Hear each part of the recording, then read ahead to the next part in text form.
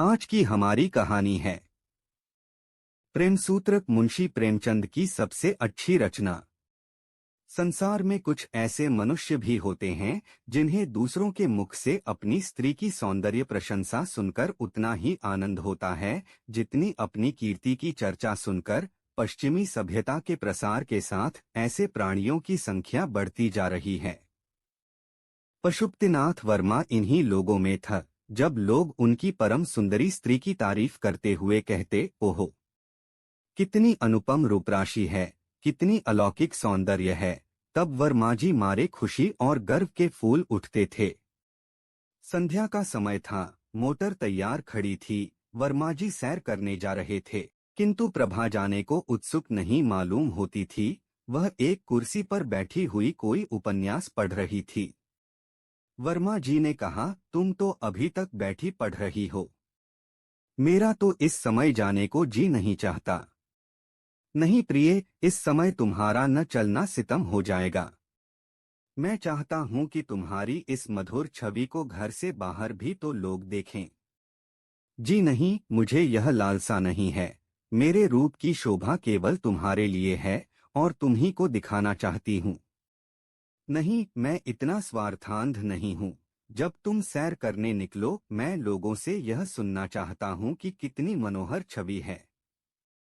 पशुपति कितना भाग्यशाली पुरुष है। तुम चाहो, मैं नहीं चाहती, तो इसी बात पर आज मैं कहीं नहीं जाऊंगी। तुम भी मत जाओ, हम दोनों अपने ही बाग में टहलेंगे।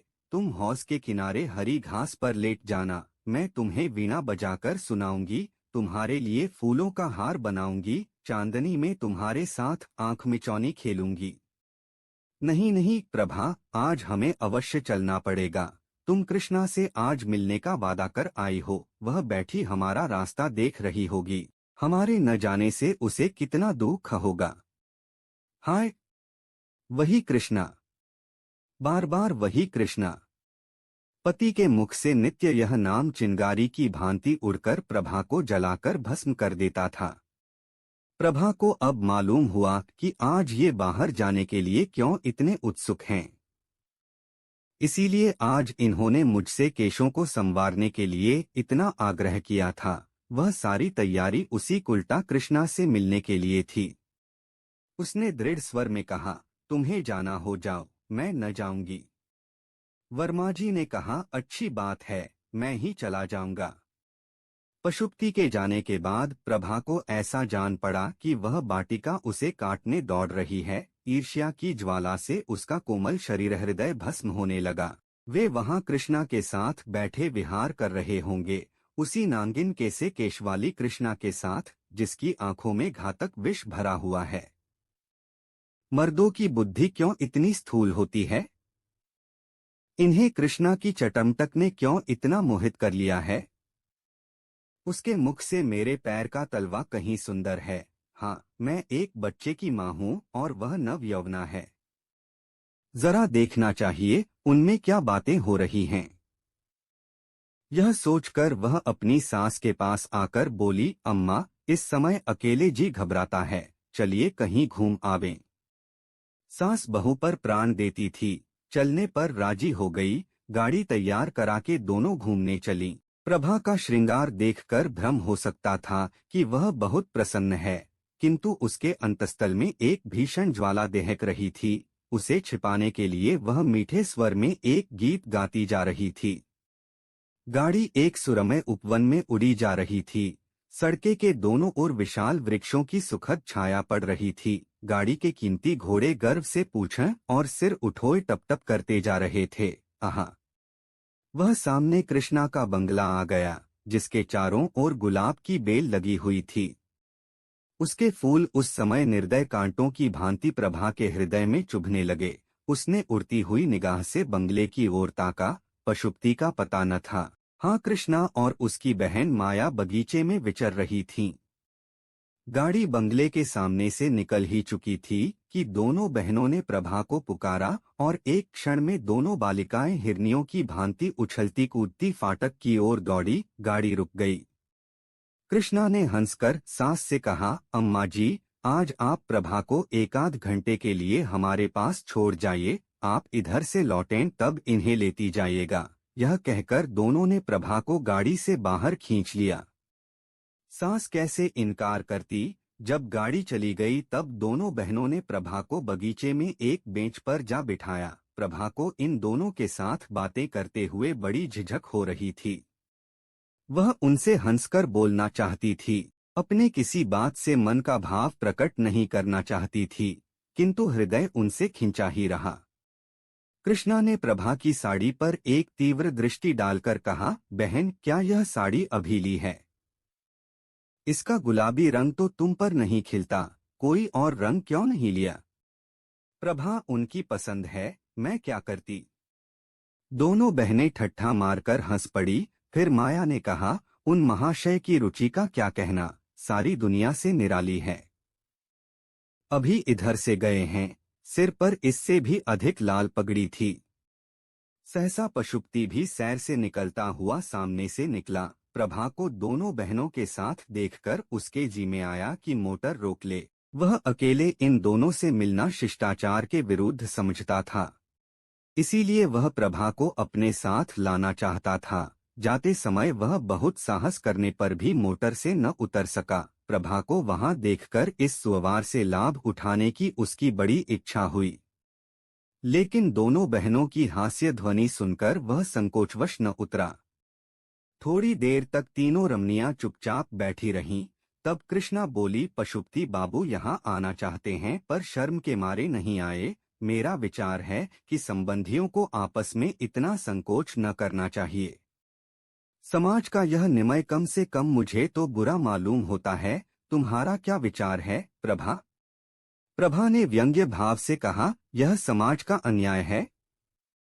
प्रभा इस समय भूमि की ओर ताक रही थी, पर उसकी आंखों से ऐसा तिरस्कार निकल रहा था जिसने दोनों बहनों के परिहास को लज्जासूचक मौन में परिणत कर दिया। उसकी आंखों से एक चिंगारी सी निकली जिसने दोनों युवतियों के आमोद प्रमोद और उस कुवृत्ति को जला डाला जो प्रभा के पतिप्रायण हृदय को बाणों से वेध रही थी, उस हृदय को जिसमें अपने पति के सिवा और किसी को जगह न थी। माया ने जब देखा कि प्रभा इस वक्त क्रोध से भरी बैठी है, तब बेंच से उठ खड़ी हुई और बोली, आओ बहन, जरा टहलें, यहाँ बैठे रहने से तो टहलना ही अच्छा है। प्रभा ज्यों की त्यों बैठी रही, पर वे दोनों बहनें बाग में टहलने लगीं। उस वक्त प्रभा का ध्यान उन दोनों के वस्त्राभूषण की ओर गया। माया बंगाल की गुलाबी रेशमी की एक महीन साड़ी पहने हुए थी जिसमें न जाने कितने चुन्नटें पड़ी हुई थीं। उसके हाथ में एक रेशमी छतरी थी जिसे उसने सूर्य की अमित किरणों से बचने के लिए खोल लिया था। कृष्णा के वस्त्र भी वैसे ही थे। हाँ, उसकी साड़ी पीले रंग की थी और उसके घूंघर वाले बाल साड़ी के नीचे से निकलकर माथे और गालों पर लहरा रहे थे। प्रभा ने एक ही निगाह से ताड़ लिया कि इन दोनों युवतियों में किसी को उसके पति से प्रेम नहीं है। केवल आमोद लिप्सा के वशीभूत होकर यह स्वयं बदनाम होंगी और उसके सरल हृदय पति को भी बदनाम कर देंगी। उसने ठान लिया कि मैं अपने भ्रमर को इन विषाक्त पुष्पों से बचाऊंगी और चाहे जो कुछ हो उसे इनके ऊपर मंडराने न दूंगी, क्योंकि यहाँ केवल रूप और बांस है, रस का नाम नहीं। प्रभा अपने घर लौटते ही उस कमरे में गई। उसकी लड़की शांति अपनी दाई की गोद में खेल रही थी। अपनी नन्ही जीती जागती गुड़िया की सूरत देखते ही प्रभा की आंखें सजल हो गई। उसने मातृस्नेह से विभोर होकर बालिका को गोद में उठा लिया, मानो किसी भयंकर पशु से उसकी रक्षा कर रही है। उस दुस्सह वेदना की दशा में उसके मुंह से यह शब्द निकला, गए बच्ची, तेरे बाप को लोग तुझसे छीनना चाहते हैं। हाय, तू क्या अनाथ हो जाएगी? नहीं नहीं, अगर मेरा बस चलेगा तो मैं इन निर्बल हाथों से उन्हें बचाऊंगी। आज से प्रभा विषादमय भावनाओं में मग्न रहने लगी। आने वाली विपत्ति की कल्पना करके कभी कभी भयातुर होकर चिल्ला पड़ती। उसकी आंखों में उस विपत्ति की तस्वीर खींच जाती जो उसकी ओर कदम बढ़ाए चली आती थी, पर उस बालिका की तोतली बातें और उसकी आंखों की निशंक ज्योति प्रभा के विकल हृदय को शांत कर देती। वह लड़की को गोद में उठा लेती और वह मधुर हास्य छवि जो बालिका के पतले पतले गुलाबी ओठों पर खेलती होती प्रभा की सारी शंकाओं और बाधाओं को छिन्न भिन्न कर देती। उन विश्वासमय नेत्रों में आशा का प्रकाश उसे आश्वस्त कर देता।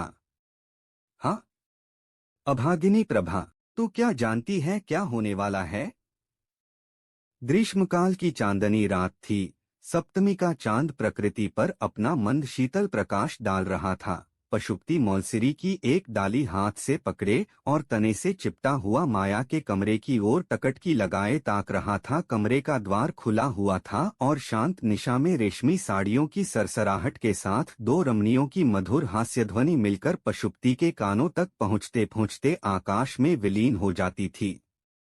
एकाएक दोनों बहनें कमरे से निकलीं और उसी ओर चलीं जहां पशुपति खड़ा था। जब दोनों उस वृक्ष के पास पहुंची तब पशुपति की परछाई देखकर कृष्णा चौंक पड़ी और बोली, है बहन, यह क्या है? पशुपति वृक्ष के नीचे से आकर सामने खड़ा हो गया। कृष्णा उन्हें पहचान गई और कठोर स्वर में बोली, आप यहाँ क्या करते हैं?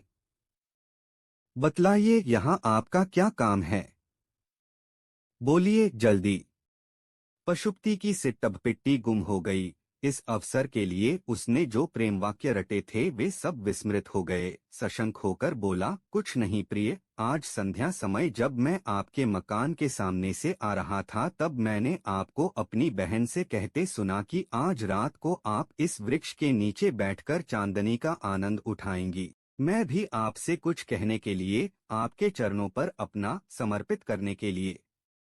यह सुनते ही कृष्णा की आंखों से चंचल ज्वाला सी निकली और उसके ओठों पर व्यंग्यपूर्ण हास्य की झलक दिखाई दी। बोली, महाशय, आप तो आज एक विचित्र अभिनय करने लगे।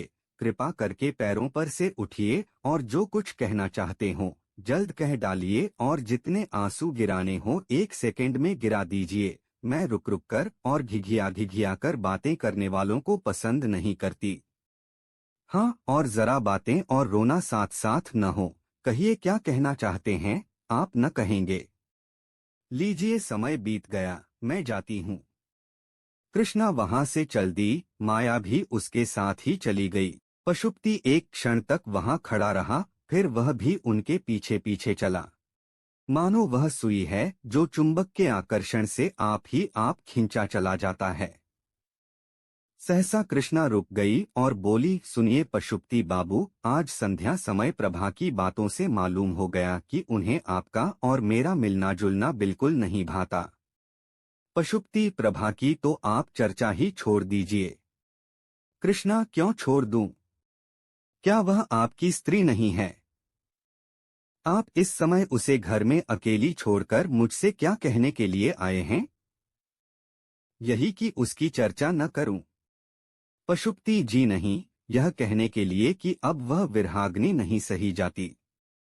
कृष्णा ने ठट्ठा मारकर कहा, आप तो इस कला में बहुत निपुण जान पड़ते हैं।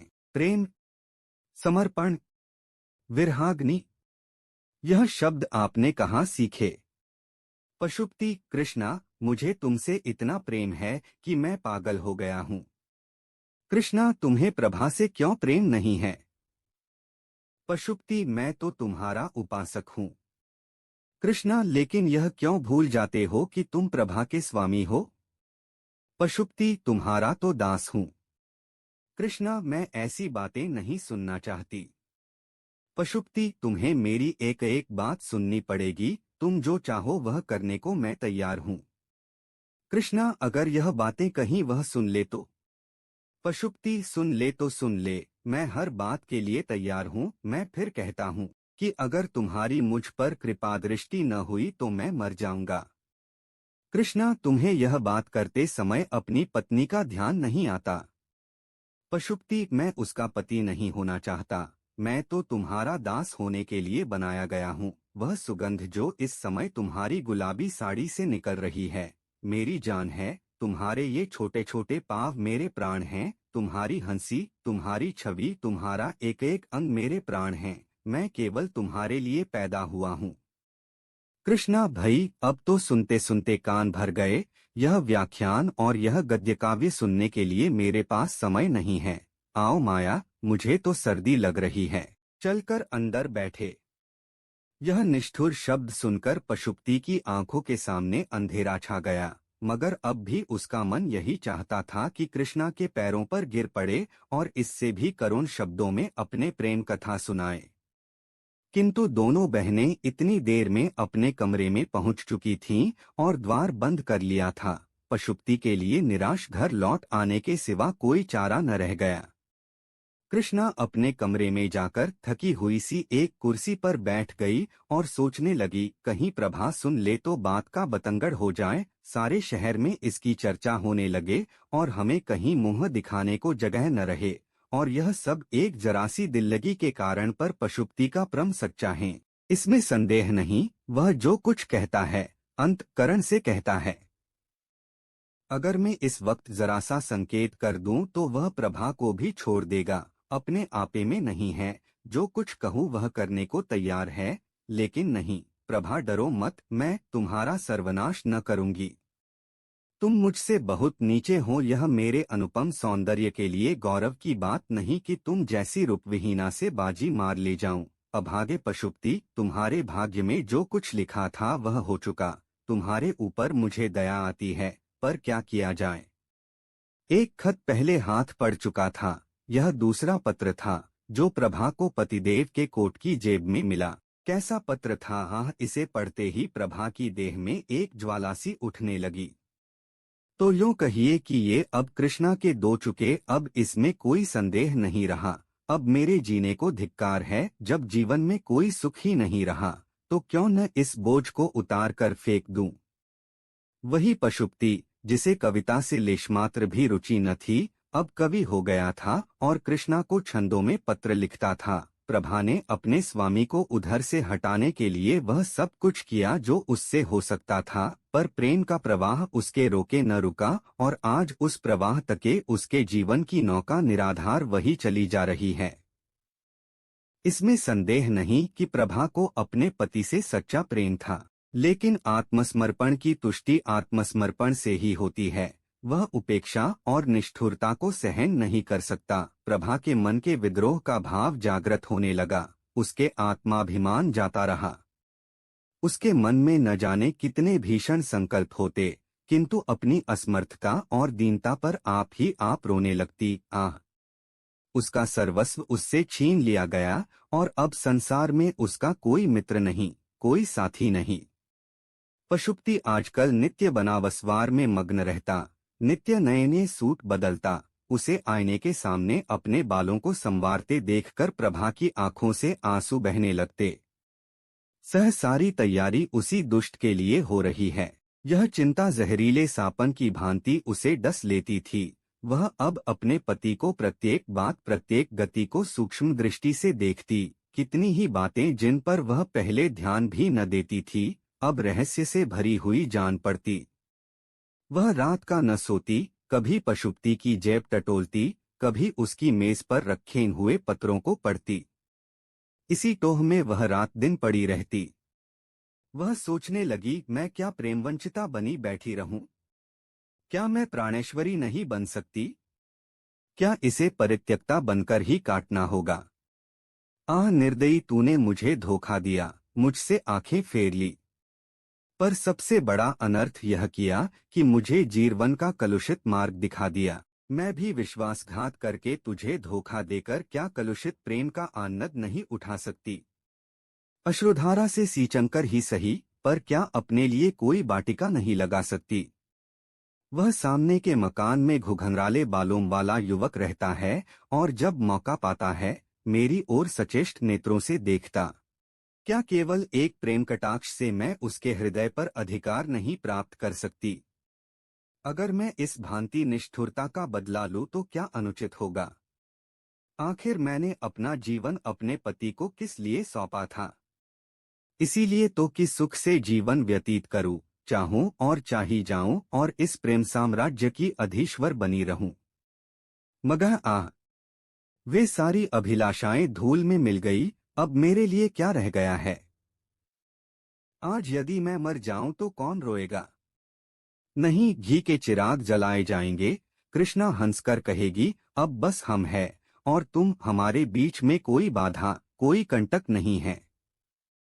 आखिर प्रभा इन कलुषित भावनाओं के प्रवाह में बह चली। उसके हृदय में रातों को निद्रा और आशविहीन रातों को बड़े प्रबल वेग से यह तूफान उठने लगा। प्रेम तो अब किसी अन्य पुरुष के साथ कर सकती थी। यह व्यापार तो जीवन में केवल एक ही बार होता है, लेकिन वह प्राणेश्वरी अवश्य बन सकती थी और उसके लिए एक मधुर मुस्कान, एक बांकी निगाह काफी थी। और जब वह किसी की प्रेमिका हो जाएगी तो यह विचार कि मैंने पति से उसकी बेवफाई का बदला ले लिया कितना आनंदप्रद होगा। तब वह उसके मुख की ओर कितने गर्व, कितने संतोष, कितने उल्लास से देखेगी। संध्या का समय था। पशुपति सैर करने गया था। प्रभा कोठे पर चढ़ गई और सामने वाले मकान की ओर देखा। घुंघराले बोलों वाला युवक उसके कोठे की ओर ताक रहा था। प्रभा ने आज पहली बार उस युवक की ओर मुस्कुराकर देखा। युवक भी मुस्कराया और अपनी गर्दन झुकाकर मानो यह संकेत किया कि आपकी प्रेम दृष्टि का भिखारी हूँ। प्रभा ने गर्व से भरी हुई दृष्टि इधर-उधर दौड़ाई, मानो वह पशुपति से कहना चाहती थी, तुम उस उल्टा के पैरों पड़ते हो और समझते हो कि मेरे हृदय को चोट नहीं लगती। लो तुम भी देखो और अपने हृदय पर चोट न लगने दो। तुम उसे प्यार करो, मैं भी इससे हंसू बोलूं। क्यों? यह अच्छा नहीं लगता। इस दृश्य को शांत चित्त से नहीं देख सकते। क्यों रक्त खौलने लगता है? मैं वही तो कह रही हूँ जो तुम कर रहे हो। आह! यदि पशुपति को ज्ञात हो जाता कि मेरी निष्ठुरता ने इस सती के हृदय की कितनी काया पलट कर दी है, तो क्या उसे अपने कृत्य पर पश्चाताप न होता? क्या वह अपने किए पर लज्जित न होता? प्रभा ने उस युवक से इशारे में कहा, आज हम और तुम पूर्व वाले मैदान में मिलेंगे, और कोठे के नीचे उतर आई। प्रभा के हृदय में इस समय एक वही उत्सुकता थी जिसमें प्रतिकार का आनंद मिश्रित था। वह अपने कमरे में जाकर अपने चुने हुए आभूषण पहनने लगी। एक क्षण में वह एक फालसी रंग की रेशमी साड़ी पहने कमरे से निकली और बाहर जाना ही चाहती थी कि शांता ने पुकारा, अम्मा जी, आप कहाँ जा रहा है? मैं भी आपके साथ चलूंगी। प्रभा ने झट बालिका को गोद में उठा लिया और उसे छाती से लगाते ही उसके विचारों ने पलटा खाया। उन बाल नेत्रों में उसके प्रति कितना असीम विश्वास, कितना सरल स्नेह, कितना पवित्र प्रेम झलक रहा था। उसे उस समय माता का कर्तव्य याद आया। क्या उसकी प्रेमाकांक्षा उसके वात्सल्य भाव को कुचल देगी? क्या वह प्रतिकार की प्रबल इच्छा पर अपने मातृकर्तव्य को बलिदान कर देगी? क्या वह अपने क्षणिक सुख के लिए उस बालिका का भविष्य, उसका जीवन धूल में मिला देगी? प्रभा की आंखों से आंसू की दो बूंदों गिर पड़ी। उसने कहा, नहीं, कदापि नहीं। मैं अपनी प्यारी बच्ची के लिए सब कुछ सह सकती हूँ। एक महीना गुजर गया। प्रभा अपनी चिंताओं को भूल जाने की चेष्टा करती रहती थी, पर पशुपति नित्य किसी न किसी बहने से क्षणा की चर्चा किया करता। कभी कभी हंसकर कहता, प्रभा, अगर तुम्हारी अनुमति हो तो मैं कृष्णा से विवाह कर लूं। प्रभा इसके जवाब में रोने के सिवा और क्या कर सकती थी। आखिर एक दिन पशुपति ने उसे विनयपूर्ण शब्दों में कहा, खा कहूँ प्रभा, उस रमणी की छवि मेरी आंखों से नहीं उतरती। उसने मुझे कहीं का नहीं रखा। यह कहकर उसने कई बार अपना माथा ठोका। प्रभा का हृदय करुणा से द्रवित हो गया।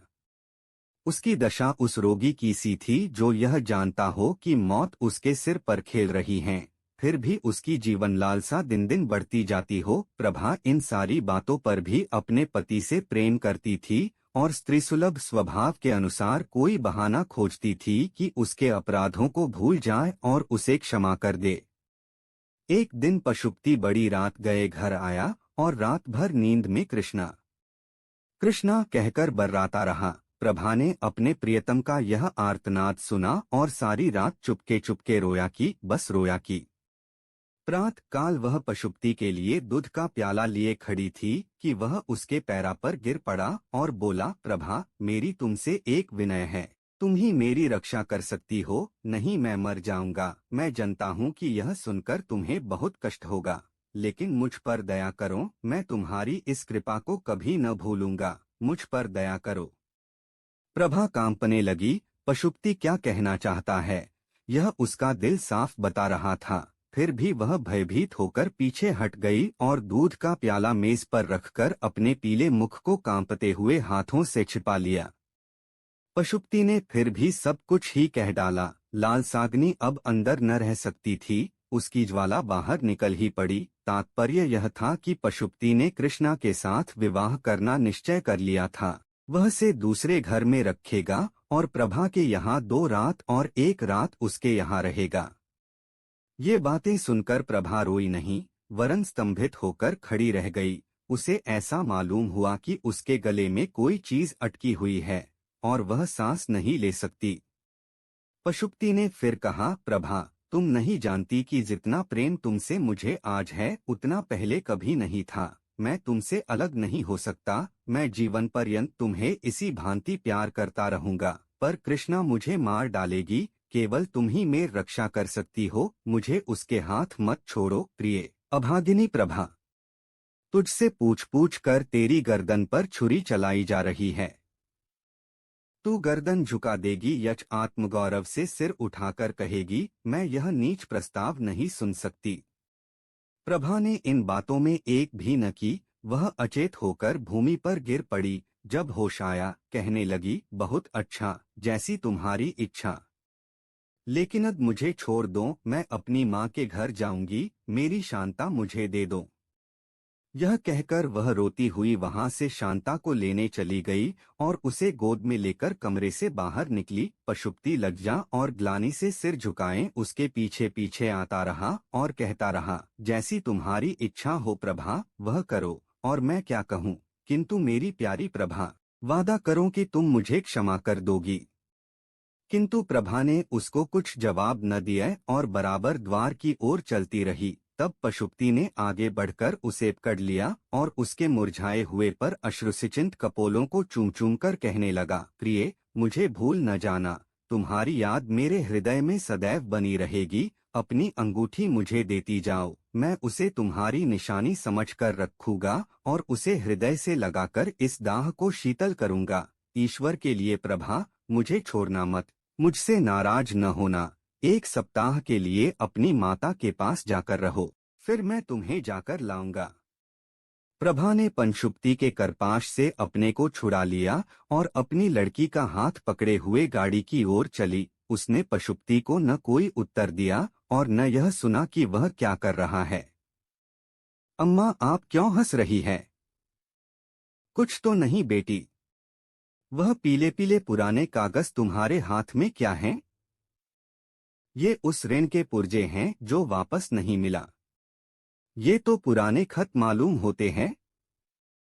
नहीं बेटी, बात यह थी कि प्रभा अपनी 14 वर्ष की युवती पुत्री के सामने सत्य का पर्दा नहीं खोलना चाहती थी। हाँ, वे कागज वास्तव में एक ऐसे कर्ज के पुर्जे थे जो वापस नहीं मिला।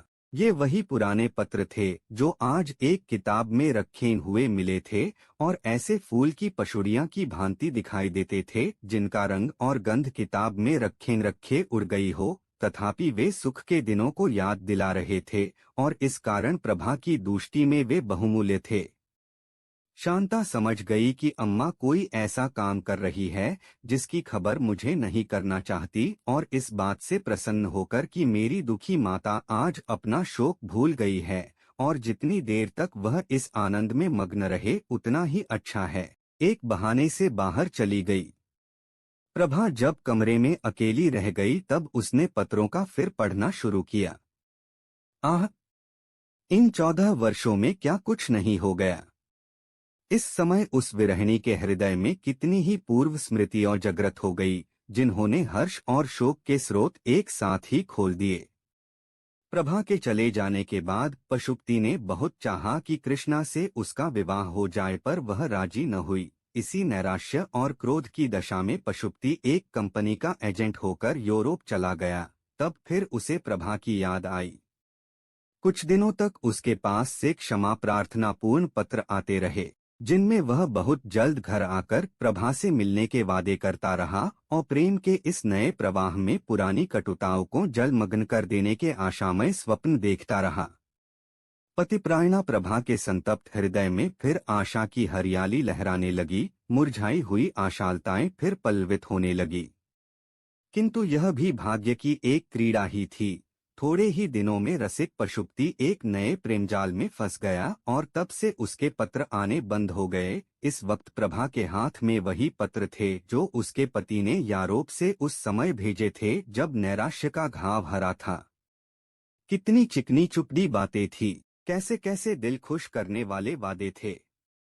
इसके बाद ही मालूम हुआ कि पशुपति ने एक अंग्रेज लड़की से विवाह कर लिया है। प्रभा पर वज्र सा गिर पड़ा, उसके हृदय के टुकड़े हो गए, सारी आशाओं पर पानी फिर गए। उसका निर्बल शरीर इस आघात का सहन न कर सका। उसे ज्वर आने लगा और किसी को उसके जीवन की आशा न रही। वह स्वयं मृत्यु की अभिलाषिणी थी और मालूम भी होता था कि मौत किसी सर्प की भांति उसकी देह से लिपट गई है, लेकिन बुलने से मौत भी नहीं आती। ज्वर शांत हो गया और प्रभा फिर वही आशावह विहीन जीवन व्यतीत करने लगी। एक दिन प्रभा ने सुना कि पशुपति यूरोप से लौट आया है और वह यूरोपीय स्त्री उसके साथ नहीं है, बल्कि उसके लौटने का कारण वही स्त्री हुई है। वह औरत 12 साल तक उसकी सहयोगिनी रही, पर एक दिन एक अंग्रेज युवक के साथ भाग गई। इस भीषण और अत्यंत कठोर आघात ने पशुपति की कमर तोड़ दी। वह नौकरी छोड़कर घर चला आया। अब उसकी सूरत इतनी बदल गई थी, उसके मित्र लोग उससे बाजार में मिलते तो उसे पहचान न सकते थे। मालूम होता था कोई बूढ़ा कमर झुकाए चला जाता है, उसके बाल तक सफेद हो गए। घर आकर पशुपति ने एक दिन शांता को बुला भेजा। इस तरह शांता उसके घर आने जाने लगी। वह अपने पिता की दशा देखकर मन ही मन कुढ़ती थी। इसी बीच में शांता के विवाह के संदेश आने लगे, लेकिन प्रभा को अपने वैवाहिक जीवन में जो अनुभव हुआ था वह उसे इन संदेशों को लौटने पर मजबूर करता था।